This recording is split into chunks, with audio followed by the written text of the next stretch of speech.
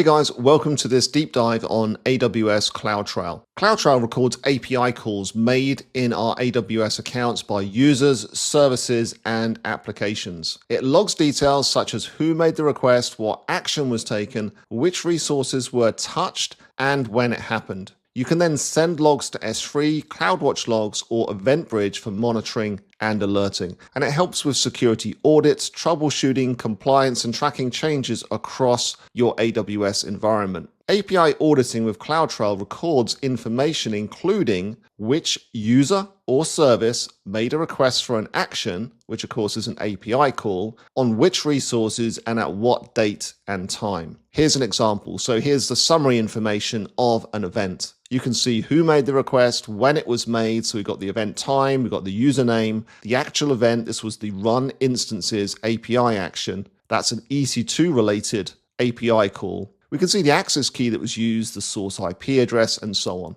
If I go across to AWS here, in fact, I've also run that particular action very recently. So if I go to event history, we can see here I've actually searched for it. But if I pull that out, then we can choose information in the lookup attributes here. So for example, what I did then is I searched for the event name. So I know the event name. Otherwise, I could search for the source, the resource name, resource type, or the username. But for instance, I know I'm looking for run instances. That's launching an EC2 instance. And I can see that that's just happened very recently. So if I click on that one, you can see the information I just showed in the slides. So the actual event time, my name, event type, etc. We can see the resources that were referenced. So anything that was touched or affected or referenced during the API call, VPC, the AMI, the network interface, the instance, the key pair, the security group, the subnet. And then there's a JSON event record. This is important to understand the sorts of information that's going to be included in this event because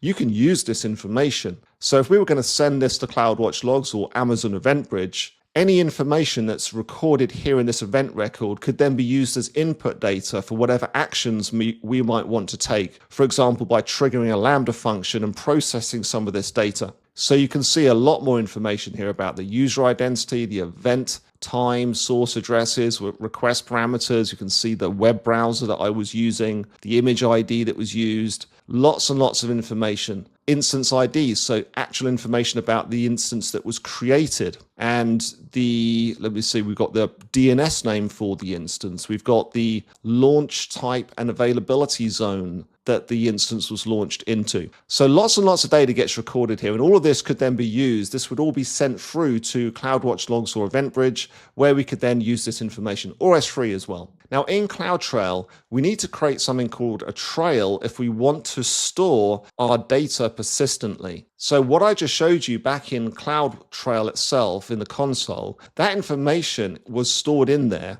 automatically. So every account in AWS is going to have that information stored, but it's only stored for 90 days. Then it's lost. If you want to persist that information, use a trail. So by default, management events are logged and retained for 90 days only. And then after that, we need to create a trail. CloudTrail logs any events to S3 or CloudWatch logs for indefinite retention. And a trail can be created within a region or across all regions. EventBridge can be triggered based on API calls in CloudTrail. And when using CloudWatch logs, subscription filters can be used to trigger CloudWatch alarms. So let's have a look at an example. Here we have CloudTrail, and CloudTrail is of course logging API actions, sending that information to S3 because we created a trail for indefinite retention. Amazon Athena could then be used to query CloudTrail using SQL, so querying the CloudTrail logs in S3. Alternatively, we could send that information to CloudWatch logs. So we can store information in CloudWatch logs and then create alarms via subscription filters to trigger based on certain events that happen.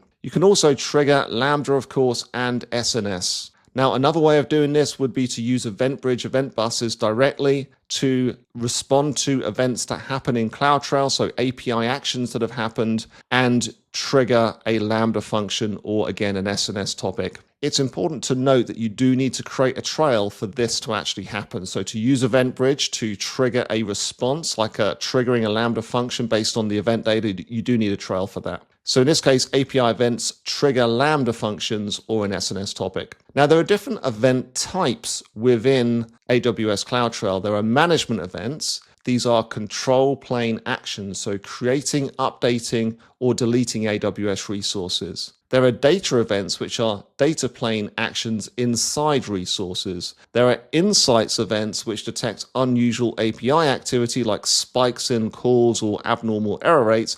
And there are network activity events, which are API calls and service calls that traverse a VPC endpoint. So management events record control plane actions, meaning operations that actually change the configuration of the resource itself. Examples here would be creating a VPC, updating a security group, deleting an S3 bucket, and starting or stopping an EC2 instance. They're enabled by default in CloudTrail because they track important account level changes. Here's an example management event. So you can see this one is an EC2 event, which is starting an EC2 instance. Then we got the data events. So these record data plane actions, meaning activity inside a resource. Examples here would be S3 object level actions like get object or put object or delete object, Lambda function invocations, and DynamoDB item level operations. They're not enabled by default because they do generate a very large amount of log information. So that's just something to bear in mind. Here's an example data event. This is an S3 related one where we're trying to get the objects within an S3 bucket. Then we got the insights events. These detect unusual or unexpected API activity in your AWS account. They show spikes, drops, or abnormal patterns compared to your normal baseline. And they help you to identify issues like misconfigurations, automation loops, or potential security problems. Insights events provide a summary record plus a detailed insight event showing what changed and when. And here's an example of an insights event. So here we can see it's using some averages. So we've got a baseline and then we've got an insight amount for certain events, in this case describing EC2 instances. Lastly, we have the network activity events. So these are the ones that capture requests made through VPC endpoints or supported network paths. They log which account or service made the network call, the target service, and whether it was then allowed or denied. It helps to verify access patterns for private connectivity setups like private link. Very useful for debugging endpoint policies, block requests, and unexpected network usage. And here's an example network activity event. We can see this one is actually associated with a particular VPC endpoint ID.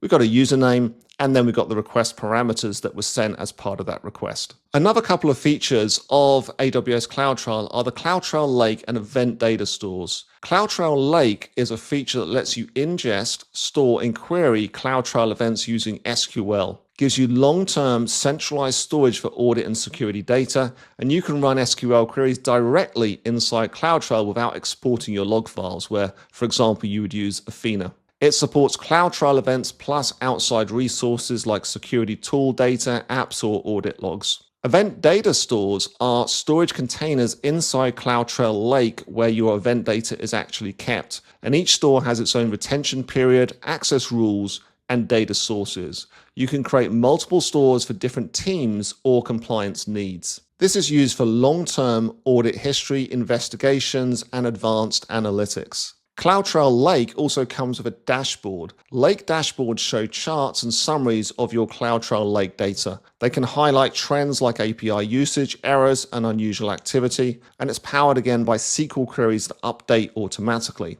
used for quick audit and security insights. CloudTrail channels let you bring external audit logs into CloudTrail Lake. They define how outside systems send events to AWS. Imported events follow the CloudTrail format and can then be queried. So this is used to centralize AWS and non-AWS activity logs in one place. Now, it's important to understand how you can deploy CloudTrail across multiple accounts and regions, because often we do want to make sure that this data is centralized and retained for a long period of time, so we know exactly what's happening across all of our AWS accounts and regions. So here is one way of doing it. We've got account A and account B with CloudTrail running, and then we've got account C with an S3 bucket. And essentially, we're just forwarding this information and storing it in the S3 bucket in account C. A bucket policy is then required for cross-account permissions. In account A and account B, we of course configure the logging to send data to the S3 bucket in account C. Another way is using organization trails. So if all of our accounts are within an AWS organization, we can enable an organization trail in the management account and apply it to member accounts. Settings can also be enforced, so accounts cannot turn off logging. Even if you're an administrator in the production or the development account, we can centrally restrict the ability to switch off CloudTrail, so no one can override those settings. We want to make sure that we get this data centralized into our management account. Logs are centralized into one S3 bucket in the management account.